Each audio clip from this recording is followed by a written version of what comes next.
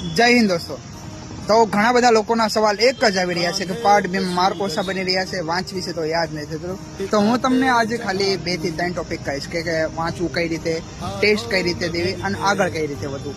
તો હવે થોડા દિવસનો સમય છે, તો તમારે અત્યારે જે બી લોકો વાંચવામાં ફોકસ કરી રહ્યા છે એમને હું કહીશ કે તમે 1 કલાકનું સેશન લો। એમાં તમારે 45 મિનિટ આસપાસનું તમે રીડિંગ કરો, બાકીનો 5 થી 10 મિનિટમાં તમારે જે એક્ટિવિટી કરવી હોય એ કરો।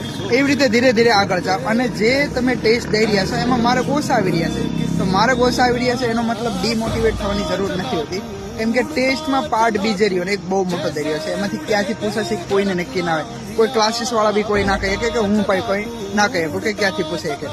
તો આવા સમયે તમારે શું કરવાનું છે? આવા સમયે તમારે સૌથી ઇમ્પોર્ટન્ટ રાખવાનું છે કે મારે કયા ટોપિકમાં કપાઈ રહ્યા છે। તમને કયો ટોપિક સારો આવડે? તમને ભૂગોળ સારો આવડે છે, વારસો સારો આવડે છે કે વિજ્ઞાન ટેક આવડે? તો જે તમને ટોપિક આવડે છે એનું કન્ટિન્યુઅસલી રિવિઝન કરવાનું છે અને એક એક્સ્ટ્રા પોઈન્ટ ઉમેરવાનું, જેમ કે ઇતિહાસ છે અથવા તો કોઈ વારસામાં કોઈ બી વસ્તુ છે।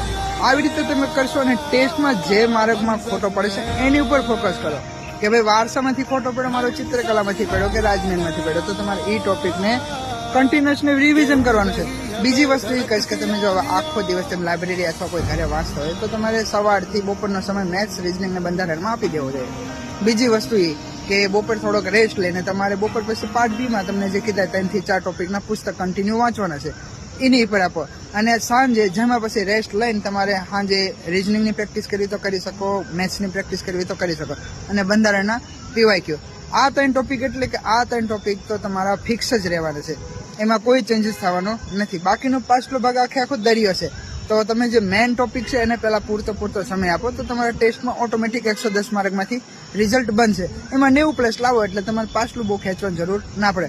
અને રહી વાત કરંટની, તો કરંટ અત્યારે તમારે 3 થી 4 મહિનાનું એડવાન્સમાં જે વાંચવું એ વાંચી લેજો। અને બાકીનું જે આગળ તમને મેઇન ટોપિક હારા ગયા, જેમ કે સિંહની ગણતરી અથવા રેપો રેટ ને બધું જે આવે છે એ તમારે તૈયાર કરવાનું છે, એ કરવાનું છે। તો કરંટ અત્યારથી જ વાંચવા માંડજો સાથોસાથ, એટલે વાંધો ના આવે।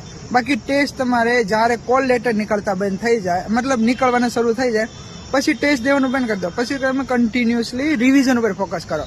રિવિઝન તમારે જે તમારે વાંચવાના છે એ પુસ્તક જ સામે રાખજો, બાકી કોઈ સાથે કોઈ ચર્ચા કરવાની જરૂર નથી। બાકી તૈયારી ચાલુ રાખો કન્ટિન્યુ।